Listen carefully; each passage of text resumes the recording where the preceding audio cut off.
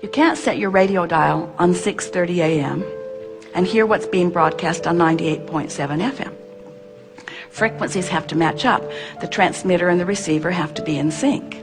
So let's say that you have several subjects that you are focused upon, and on one particular subject that you've wanted a lot about, you now have managed for a little bit of time to focus more inside the vortex, and so now things are moving along for you in a better way.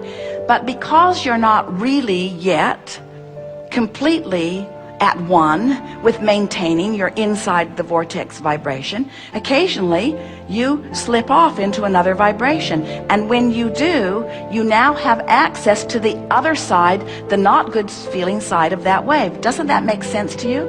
A lot of times people say, I'm afraid to let myself want something because I will be so disappointed if it doesn't come. Well, what that is that's an awareness that I want that and I don't want the opposite of it.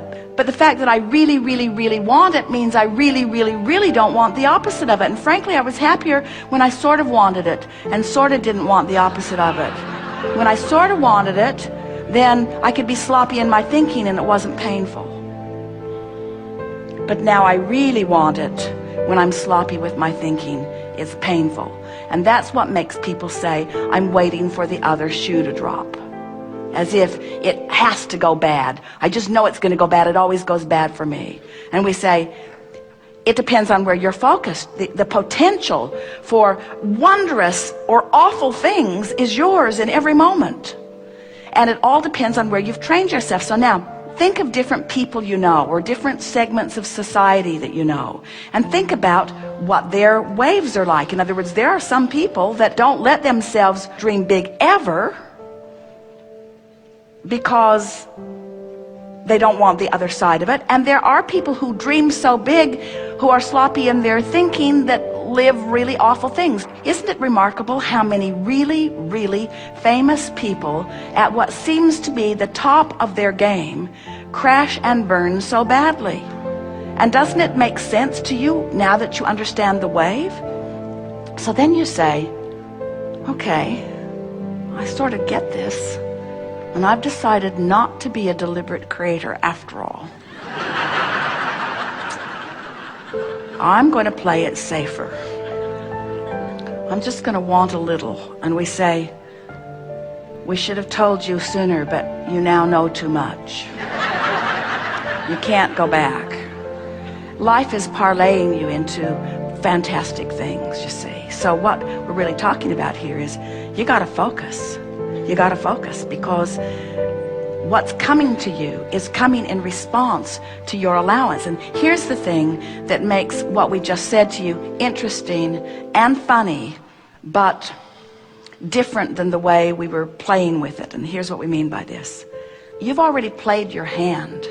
You've already been living your life. You've already been asking and asking and asking and asking and asking and asking and asking. In other words, you've already put who you really are over here in this vortex of creation, and you really have no choice other than to get up to speed with who you are. So what you just said to us is, well, I've been letting myself get up to speed with who I am, but now I'm worried because I can't maintain it. And we say, you got to practice that. You'll crash and burn a few times, but all that'll do is make you more determined to focus until you'll reach the place where it will matter to you that you focus inside the vortex. Give us more. I don't have little desires, I have huge desires. Yes. So I see them starting to happen. And Yes. then I have friends and family start calling me and has that, oh, how we're so excited, and can you give us an update? And I try to just stay away because I can feel their anxiety. But here's the thing, this will help you a lot. If anybody's having an anxiety, it's because they're looking for the manifestational evidence. And this is a really good idea for you to hold relative to where you're at. This is the precise piece that will soothe this for you. This vortex of creation, it's the vibrational foundation for all of the good that manifests. And when you have full view of it, that's when you feel utter faith, because that faith is knowledge in something not yet seen. And the reason you can't see it is because it's pre-manifested. But there is so much that is wonderful that is pre-manifested that you can feel. Did you get that? Now, for somebody outside the vortex, what they heard us just say was, you have to trust us, and we've just got a different version of the fairy tale for you. And so we can understand why from outside the vortex, skepticism and cynicism and pessimism would be something that you are feeling. But if you can accept the reality of this vortex of creation, and you can realize that when your friends and family and well-wishers are coming to you, you can't give them the evidence yet, but you can give them your emotional, vibrational version of it. And so what they're reaching for from you is your feeling of elation, your feeling of optimism, your feeling of knowing. Have you ever been part of something where there was a leader who knew even before there was manifestation, and that leader just knew so clearly that you knew too, and couldn't you ride the current of that knowing? And weren't there always those naysayers who couldn't see it and couldn't feel it, who were determined that it wasn't going to come to be? But because someone knew, and because you knew they knew, then you knew a little too? That's the best that you can do for those people, because almost everybody is demanding. That's why science and medicine moves slowly forward, is because they need to see it before they believe it. And that's backwards. You got to believe it before you can see it. You have to believe it in order to get in the vortex, and you've got to get in the vortex before you can see it, before you can rendezvous with the circumstances and events that are going to bring the manifestation of it about, you see. It's really interesting. This reality that humans claim and cling to is such an arbitrary thing.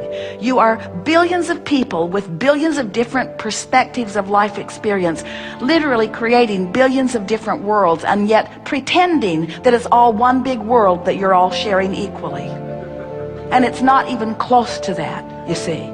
You are on these vibrational islands with law of attraction spinning on your individual vortices, giving you exactly what you are a vibrational match to. So the first thing that we would say to you is, if we were standing in your physical shoes, would leave them all out of the equation, well-wishers or not. Because if you need to prove to them what they need to see, then they've got you focused outside the vortex, and that's why you feel a diminishment of your joy. So somehow you have to convince them that you're onto something, and you know you're onto something. We know that they are well-meaning, and we know that you know that they are well-meaning. We're just saying, you got to do what's easiest to keep you focused in the vortex. So if someone says, how you doing? You say, tuning my frequency. You say, well, how's it coming? Great, I feel great. What have you got to show for it? Joy. Well, what else you got to show for it? Vitality, clarity. What else you got to show for it? All that you're doing, what do you have to show for the work that you've been doing? Enthusiasm, life, passion. That all? And what they're really saying to you, don't you think paying this price of joy is too great?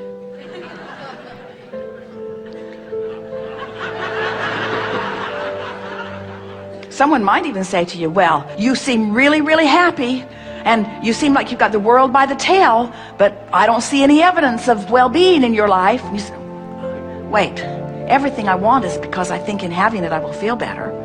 And now I found a way to feel better even before it comes. They say, yeah, that's what I'm saying. It hasn't come.